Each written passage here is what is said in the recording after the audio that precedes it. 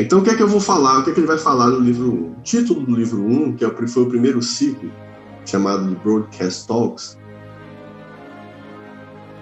o primeiro ciclo de palestras na BBC, o título é O Certo e o Errado como Chaves para a Compreensão para o Sentido do Universo, né? E aí é importante a gente, mais uma vez, apresentar o panorama, né? O plano de fundo. Ele está na Segunda Guerra Mundial, a Inglaterra, a partir de 1940, passa a ser regularmente bombardeada pela Luftwaffe, que era a Força Aérea alemã, né, num evento histórico chamado a Batalha da Grã-Bretanha. Eu já falei isso, né? O Churchill, ao final da guerra, da Batalha da Grã-Bretanha, na verdade, quando os Estados Unidos entram na luta e o jogo começa a virar em prol dos aliados, o Churchill vai dizer: nunca tantos deveram a tão poucos, né? E ele estava se referindo aos pilotos da RAF, ou da Força Aérea Real, né, que bravamente, né, defenderam o solo inglês, britânico, na verdade, toda a ilha, de fato.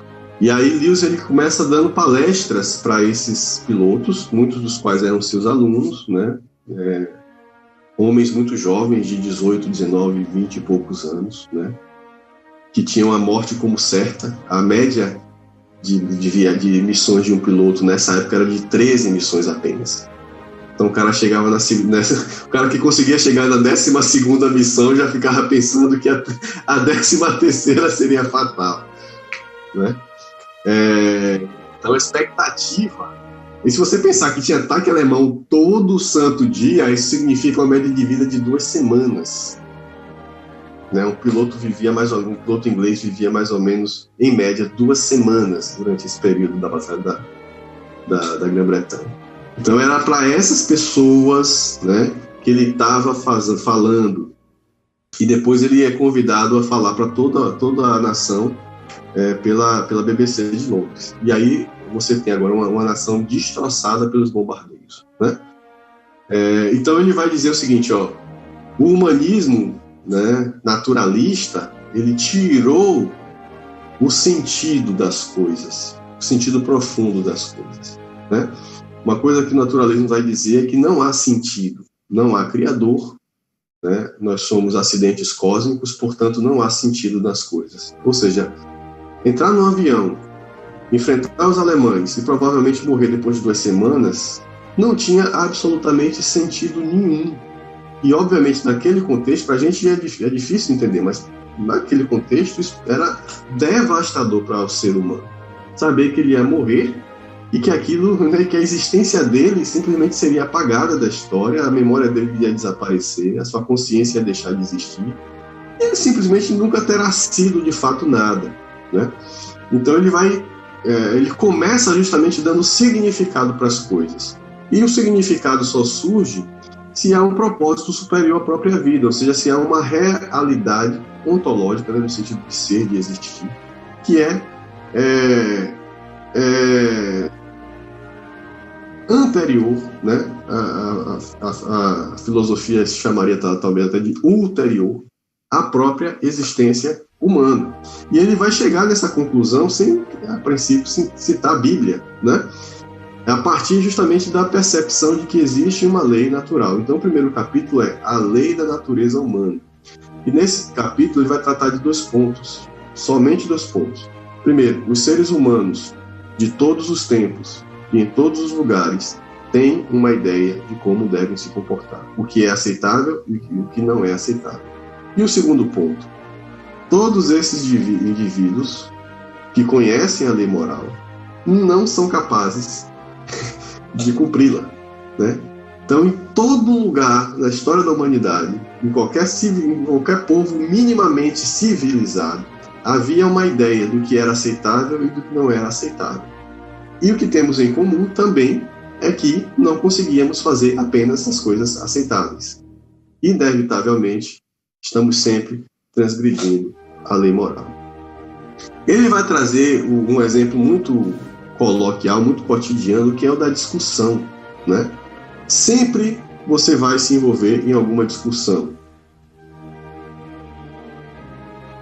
não necessariamente em uma briga, não necessariamente nas vias de fato, né? A via de fato, né? A sair na mão, como se falava na minha rua quando eu era criança, sair na mão já era quando a discussão tinha acabado, né? Você chegava à conclusão de que você simplesmente tinha ódio daquela pessoa e partia para dentro. Então a agressão, no final das contas, é isso.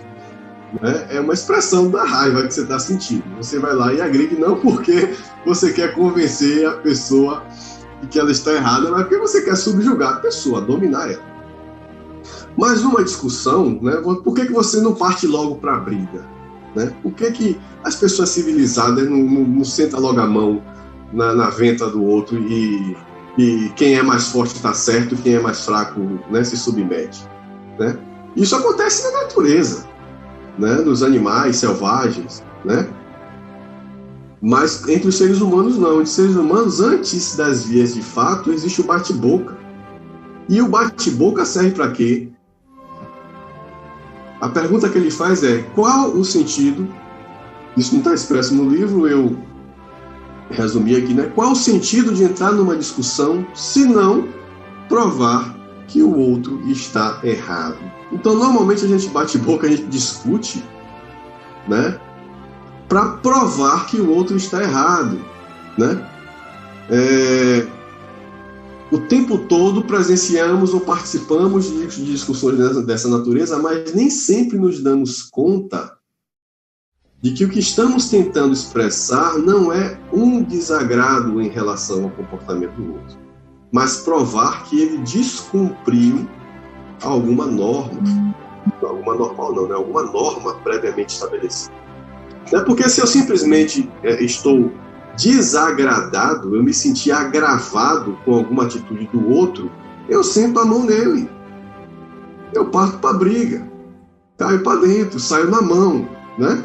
É assim que a gente reage quando a gente é agravado. Agora, quando eu estou discutindo, não é porque o que ele fez simplesmente me desagravou, ou simplesmente me desagradou. É porque, internamente, eu entendo que existia um acordo velado, não um acordo explícito, e ele descumpriu a parte dele no acordo, e eu quero provar para ele que ele está errado. O outro raramente responde que se dane o seu padrão, né? Eu não quero, isso acontece, óbvio, numa sociedade nihilista como a nossa, isso vai acontecer com certeza. Né? Mas ainda é raro, graças a Deus. Normalmente, qual vai ser a reação da outra pessoa?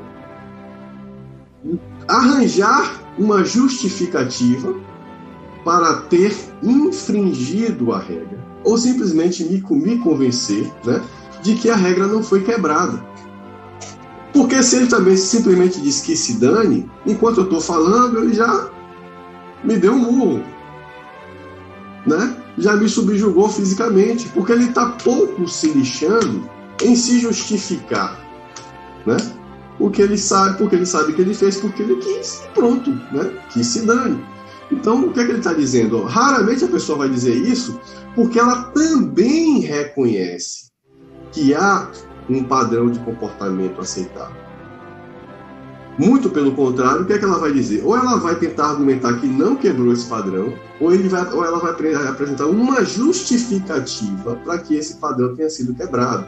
Ou seja, ela vai dizer, ó, antes de eu quebrar o meu padrão de comportamento, você quebrou.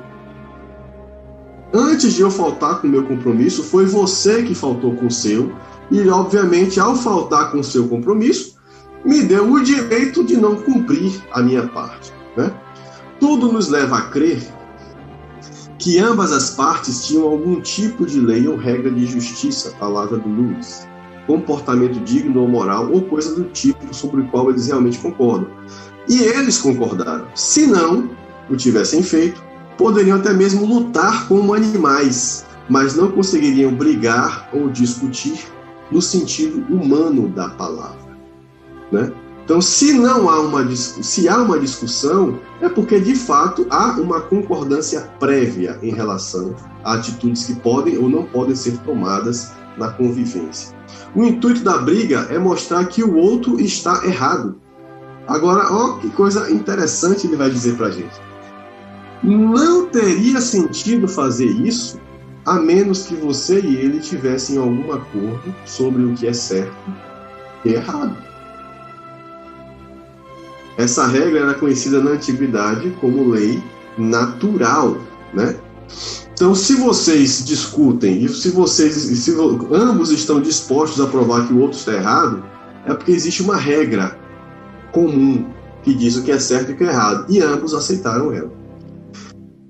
Hoje, normalmente, nós associamos a lei natural com as leis da natureza física, né? Por exemplo, a lei de conservação da massa, né? Na natureza nada se cria, nada se perde, tudo se transforma, que foi anunciada por Lavoisier no século XVIII. A lei de conservação da massa é uma lei natural, né? Como é a gravitação, como é a hereditariedade genética, quase não sabe, né?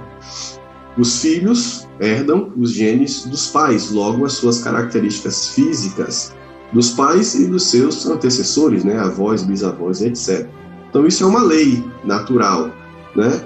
Tudo que sobe desce, isso é lei da gravitação universal. Então essas leis naturais, né? Normalmente são leis irrefutáveis e leis que intransponíveis, né? Ou intransgressíveis, não sei se existe essa palavra, professor Arribano. São leis que não podem ser transgredidas pelos corpos físicos. Os pensadores anteriores a Lewis, e desde a antiguidade, né, já que a lei natural já pode ser remontada a Platão e Aristóteles, né, na antiguidade clássica, né, pelo menos os registros históricos escritos que chegam até nós, essa lei natural também envolvia, né, a lei moral. E ao contrário da lei da natureza física, que não pode ser transgredida, a lei natural, ou a lei da natureza humana, ela pode sim ser transgredida, né? E por que ela foi chamada de lei natural? Porque as pessoas acreditavam que todos a conhecessem por natureza e não precisavam ser ensinados por outros, né? A gente vai ver, inclusive, que pensadores mais tarde vão dizer, não, realmente as leis naturais precisam ser, a lei moral, muito embora ela seja comum, ela precisa ser ensinada. E o próprio Lewis vai comparar isso com a matemática contemporânea, né?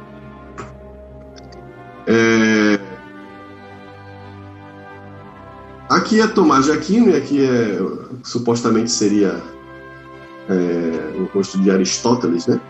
Seriam pensadores da antiguidade diferenciados por mais ou menos 1.500 anos de distância histórica, né? São pessoas que vão falar sobre essa lei da natureza humana, sobre essa lei moral, né? Filósofos, né? Óbvio que é possível que algumas pessoas não conheçam esta lei, mas isso não é a regra em geral. Eles achavam que a ideia humana de comportamento digno fosse óbvia para todo mundo, né? Algumas pessoas nascem sem reconhecer as cores, né?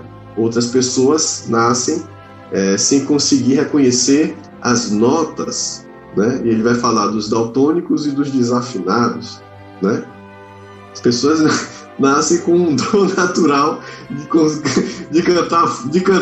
tocar num tom e cantar no outro, né? Essa que vos fala, por exemplo, tem essa habilidade, não é todo mundo que consegue fazer isso, né?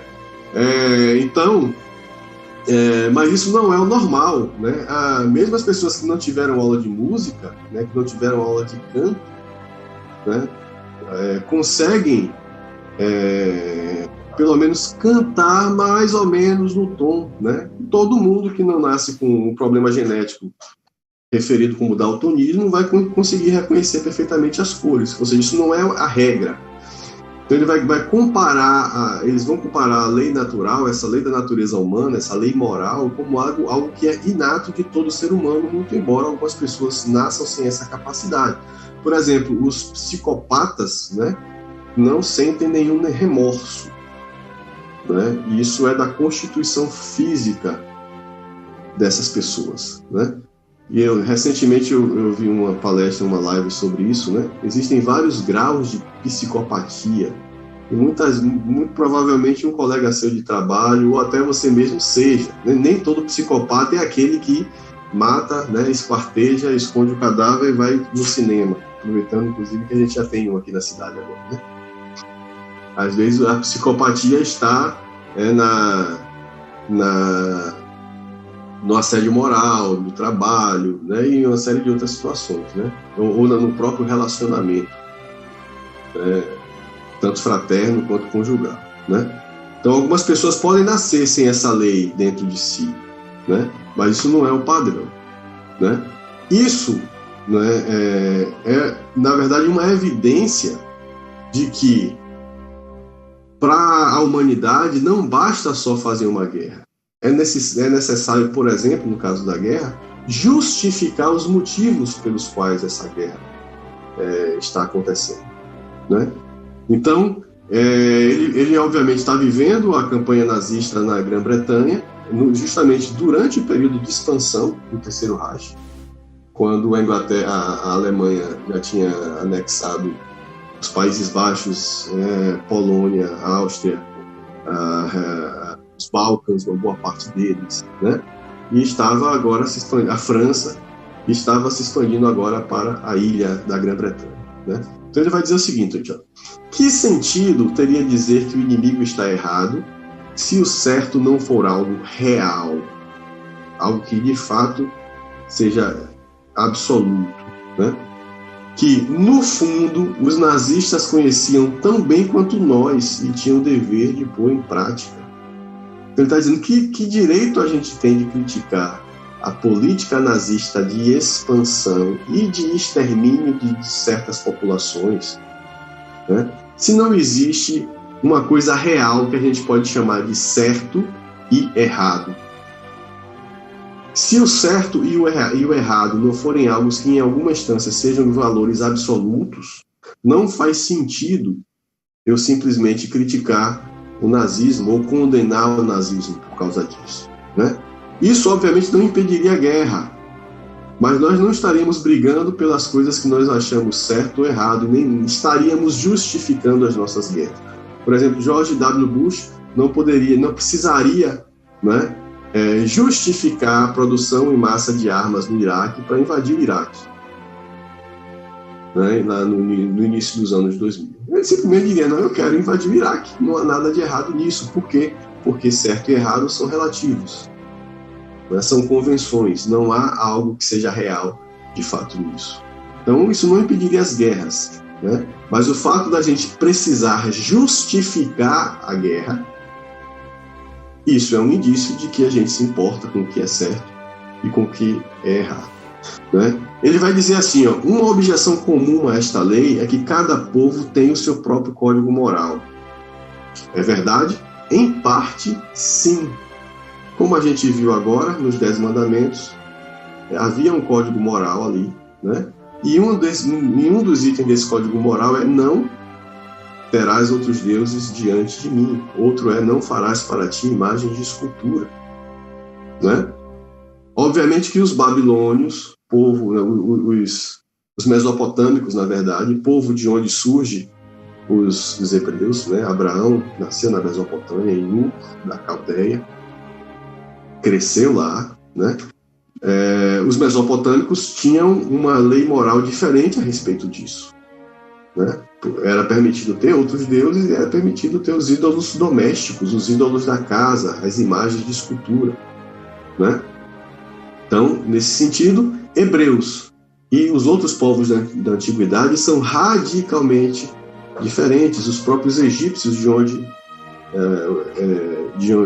terra da qual os hebreus estão saindo naquele momento, né? E justamente por isso Deus coloca isso como primeira lei: não terás outros deuses, não farás para ti imagens de esculturas, né? Agora, se você observar lá, tem a honra seu pai e tua mãe, né? Não roube, nem cobice o que é do seu próximo, né? Não mate. Por que Moisés fugiu do Egito? Porque, tendo cidadania egípcia, matou outro egípcio. Óbvio que quem se deve matar ou não, ou quem se pode matar ou não, ou a quem essa lei está direcionada, muda, né? Os hebreus provavelmente não matariam outros hebreus, né? Mesmo porque durante as guerras de conquista a política de extermínio foi aplicada contra outras nações. Da mesma forma que se Moisés matasse um hebreu naquela época, ele não precisaria fugir do Egito. Ele foge do Egito porque ele mata outro egípcio, né? Então, há um núcleo central também nessas leis morais, que é uma coisa que a teologia reformada vai chamar de graça comum. Há uma graça comum que Deus dispensou à humanidade e uma revelação comum que Deus dispensou da humanidade, que não garante salvação no sentido da narrativa cristã, mas garante que a vida neste plano terrestre, né, seja aceitável, né? Então Deus derrama uma revelação comum, derrama uma graça comum sobre todos os seres humanos para que a vida seja aceitável. Isso não vai levar ninguém para o céu nem livrar ninguém do inferno, mas vai fazer com que a vida seja aceitável. E aí ele vai dizer, isso não é verdade. Está certo que há diferenças entre as suas moralidades, mas estas nunca chegaram a se configurar como uma diferença total, né? E ele vai dar exemplos específicos disso no que ele chama de Tao, né? Tao é uma palavra muito usada nas religiões orientais, né? E é um conjunto de ideias, né, comuns a respeito, inclusive de moralidade. E depois, no finalzinho, eu vou mostrar alguns desses exemplos que estão lá na abolição do homem. Então ele vai dizer o seguinte, se alguém se desse ao trabalho de comparar o ensinamento moral dos antigos egípcios, dos babilônios, dos hindus, dos chineses, dos gregos e dos romanos, ficaria de fato impressionado com a semelhança que tem entre si e também em relação ao nosso próprio ensinamento moral. Então, não é completamente correta a ideia de que o código moral de cada povo é diferente. Algumas práticas, sim, alguns objetos, sim, mas há uma essência que é comum. Então, há discordâncias sobre as pessoas com quem você deve ser altruísta, né? Se é apenas com a sua própria família, ou com seus conterrâneos, ou com todo o mundo. Hoje em dia, a ideia de altruísmo, fomentada pelos direitos humanos, né, diz que você tem que tratar todo mundo da mesma forma. Mas nem sempre foi assim, isso é fato. Mas elas sempre concordaram que você nunca deve se colocar acima dos outros, uma vez que o egoísmo jamais foi algo que causasse admiração nessas sociedades. E ele vai dizer o seguinte, mesmo pessoas que negam a existência dessa lei moral se contradizem em um dado momento, toda vez que os seus objetivos ou que as suas necessidades são contrariadas. Então, quando a Alemanha invade, anexa a Áustria e invade os Sudetos, né, por causa dos campos de petróleo e tal, dos minérios, ela obrigatoriamente vai dar uma justificativa para isso. E qual é a justificativa? Porque vocês romperam um pacto antes de mim, né? E vai começar a Segunda Guerra Mundial, né? Deus nos livre da terceira.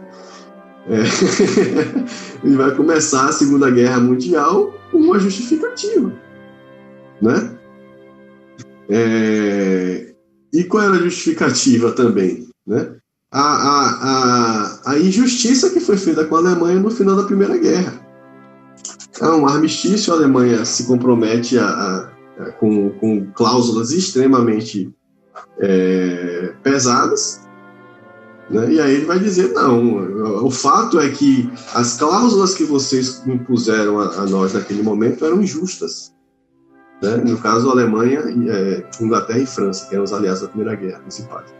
As cláusulas que vocês impuseram para nós eram injustas, né? Por isso que a gente foi obrigado a reagir. A gente precisou dos Sudetos, a gente anexou a Áustria, né, que faz parte da mesma nação a mesma nação prussiana, né?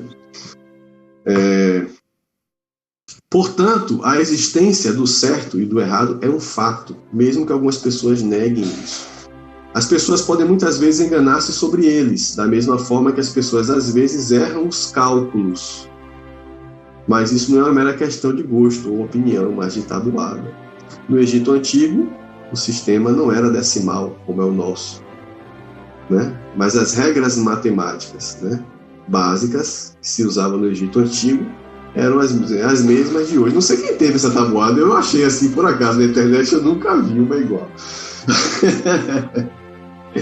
Não sei quem teve, né? Dizem que o pessoal tomava muito bolo de palmatória na hora de tomar a tabuada. Então, 2 mais 2 aqui continuava sendo 4. A forma de você chegar no 2 mais 2 era muito diferente da nossa. Os sumérios, caldeus, o pessoal da Mesopotâmia, então, tinha um sistema ainda mais complicado, hexadecimal e tal, semelhante ao que o pessoal usa hoje na programação de computador, mas era tudo na base de 60, né? Ao invés da base 10. Mas 60 mais 60 é 120, tanto no sistema egípcio ou mesopotâmico, quanto na tabuada moderna, no sistema decimal contemporâneo. Então, as pessoas erram em relação à lei moral, não porque a lei moral é variável, né? Mas as pessoas erram, né, como se comete um erro de cálculo fazendo uma conta, certo? E aí ele parte finalmente para o segundo ponto, né? Eu já estourei, mas esse segundo ponto é bem rapidinho, que é o seguinte: nenhum de nós obedece à lei moral. Estamos todos condenados. Ele diz assim, estou tentando apenas chamar a atenção para o fato de que este ano, ou este mês, ou mais provavelmente hoje mesmo, falhamos em adotar o tipo de comportamento que esperamos dos outros. E por que ele diz que isso é verdade? Isso é verdade porque sabemos, porque estamos o tempo todo nos justificando por certos comportamentos que nós tomamos. Então ele diz, não só é verdade que existe uma lei moral, e ele apresenta todas essas justificativas, toda essa linha de raciocínio, como é verdade que a gente não consegue cumprir. Por que eu digo isso? Porque você sempre se justifica quando comete uma falha. Ah, mas você deixou seu filho de castigo sem necessidade. Mas você não sabe como são meus filhos. Ah, mas você só anda brigando com sua mulher, mas você não sabe como é minha mulher. Eu sempre tenho uma justificativa. Eu simplesmente poderia dizer, eu briguei com minha mulher mesmo, e daí? O que é que a lei diz contra isso? Não, eu tenho consciência de que a lei é contra essa minha atitude. Então o que é que eu faço? Eu justifico isso, né? Então a questão deste momento não é se essas desculpas são boas. O fato é que elas são mais uma prova da profundidade da nossa crença na lei natural. Quer ela nos agrade, quer não. Então mesmo que a gente negue, está lá gravado, né, ou no nosso DNA, ou na nossa alma, essas leis, elas são importantes, elas definem o meu comportamento. E toda vez que eu quebro essa lei, e eu quebro ela com frequência, eu preciso me justificar. E uma chargezinha aí, né? Caim justificando a Deus por que matou Abel, né? Não há justificativa para isso, a não ser se ele realmente acredita que foi algo errado. A verdade é que acreditamos tanto que não conseguimos encarar o fato de que estamos quebrando-a e, consequentemente, tentando fugir da responsabilidade. Você acaba percebendo que é somente para o nosso mau comportamento que damos todas essas explicações. E é só o nosso mau humor que procuramos justificar pelo cansaço, pela ansiedade ou pela fome. Já o nosso bom humor atribuímos a nós mesmos. Então ele vai trazer uma outra evidência. Você só se justifica por aquilo que você efetivamente acha que é errado. Logo, toda vez que você está se justificando, você está admitindo que existe uma lei que é válida para todo ser humano e que você acabou de quebrar. Concluindo, estes são, então, os 2 pontos que eu gostaria de destacar. Primeiro, que os seres humanos de todos os cantos do mundo têm essa ideia curiosa de que devem se comportar de determinada forma e não conseguem realmente fazer.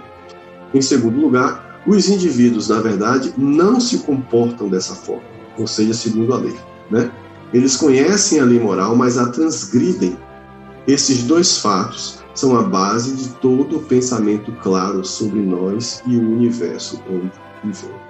Na próxima semana, nós vamos tratar das objeções, né? Então, ele apresentou